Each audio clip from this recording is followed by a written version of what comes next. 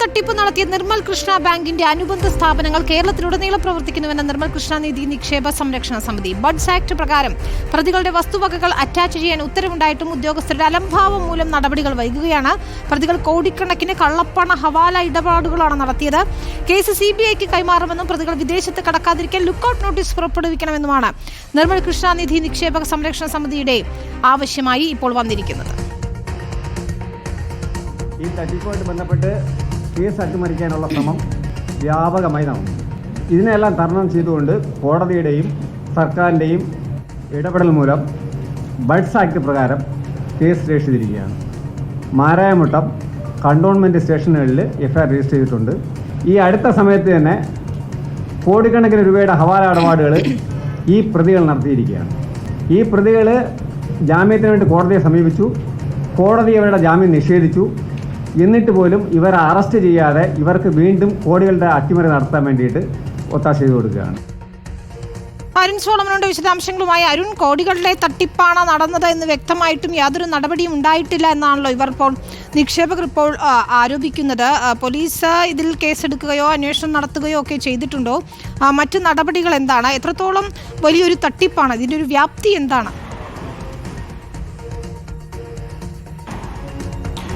വിനീത, സംസ്ഥാനത്തെ ഒന്നടങ്കം ഞെട്ടിപ്പിച്ച ഒരു തട്ടിപ്പ് തന്നെയായിരുന്നു. 2017 പാറശാല പളുകല്ല് 600 കോടിയിലേറെ രൂപയുടെ ഒരു തട്ടിപ്പാണ് നിർമ്മൽ എന്ന് പറയുന്ന വ്യക്തിയുടെ സ്വകാര്യ ബാങ്കായിട്ടുള്ള നിർമ്മൽ കൃഷ്ണ ബാങ്കിൽ ഈ തട്ടിപ്പ് നടന്നത്. ഇത് സംബന്ധിച്ച് ആദ്യഘട്ടത്തിൽ കേരളത്തിൽ കേസെടുക്കാനായിട്ട് തയ്യാറായിരുന്നില്ല. ക്രൈംബ്രാഞ്ച് ആയിരുന്നു ഇതിൻ്റെ അന്വേഷണ ചുമതല. അങ്ങനെ കേസ് രജിസ്റ്റർ ചെയ്യാൻ പറ്റില്ല എന്നുള്ള ഒരു പ്രധാനപ്പെട്ട ഒരു കാരണമായിട്ട് അന്ന് ക്രൈംബ്രാഞ്ച് ചൂണ്ടിക്കാണിച്ചത് ഈ സ്ഥാപനത്തിൻ്റെ ഹെഡായിട്ട് ഉള്ള പ്രവർത്തിക്കുന്നത് തമിഴ്നാടാണ് എന്നുള്ളതായിരുന്നു. കേരളത്തിൻ്റെ അതിർത്തി പ്രദേശമായ പാറശാലയ്ക്കും കളിക്കവളയ്ക്കും ഇടയ്ക്കുള്ള പളുകൽ എന്ന് പറയുന്ന പ്രദേശത്താണ് ഈ സ്ഥാപനം സ്ഥിതി ചെയ്യുന്നത്.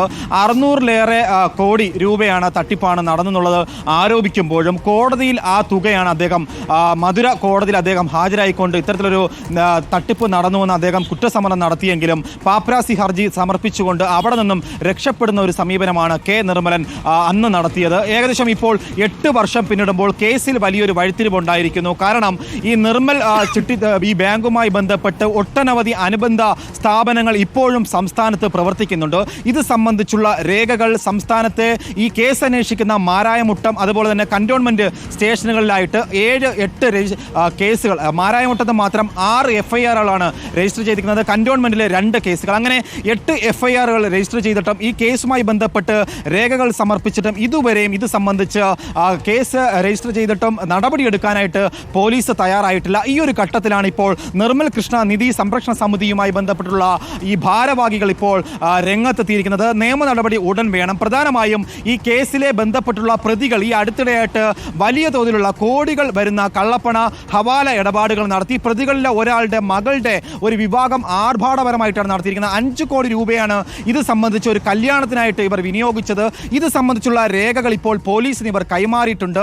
ഇത് കൈമാറി മാസങ്ങൾ പിന്നിട്ടിട്ടും ഇതുവരെയും ഈ കേസുമായി ബന്ധപ്പെട്ട് മുന്നോട്ട് പോകുവാനോ പ്രതികളെ കസ്റ്റഡിയിലെടുത്ത് ചോദ്യം ചെയ്യാനോ തയ്യാറായിട്ടില്ല. ഈ ഒരു ഘട്ടത്തിൽ ഇപ്പോൾ മുഖ്യമന്ത്രിയോട് ഈ കേസിൽ ഇടപെട്ടുകൊണ്ട് CBIക്ക് കേസ് കൈമാറണം, പ്രതികൾ വിദേശത്തേക്ക് കടക്കാതിരിക്കാനായിട്ട് പ്രതികൾക്കായി ലുക്കൌട്ട് നോട്ടീസ് DGP നൽകണമെന്നുള്ളൊരു ആവശ്യമാണ് ഇപ്പോൾ കേസുമായി ബന്ധപ്പെട്ട് ഈ സംരക്ഷണ സമിതിയിലെ അംഗങ്ങളായിട്ടുള്ള ധനേഷും അതുപോലെ തന്നെ ഈ സ്ഥാണുമലയൻ നായരും അടക്കമുള്ളവർ ഉന്നയിക്കുന്നത്. വിനീത, ശരി, വലിയ ഒരു തട്ടിപ്പ് തന്നെയാണ്. അതിൻ്റെ ഒരു വ്യാപ്തി അവർക്ക് വ്യക്തവുമാണ്. എന്നിട്ടും നടപടികൾ ഉണ്ടാകാത്തത് എന്താണ് എന്നത് തന്നെയാണ് ചോദ്യം. ഏതായാലും മുഖ്യമന്ത്രിയുടെ ഇടപെടൽ തേടുകയാണ് ഈ നിക്ഷേപകർ. തട്ടിപ്പിനിരയായവരെല്ലാം തന്നെ. അരുൺ സോളമനാണ് വിശദാംശങ്ങൾ നൽകിയത്.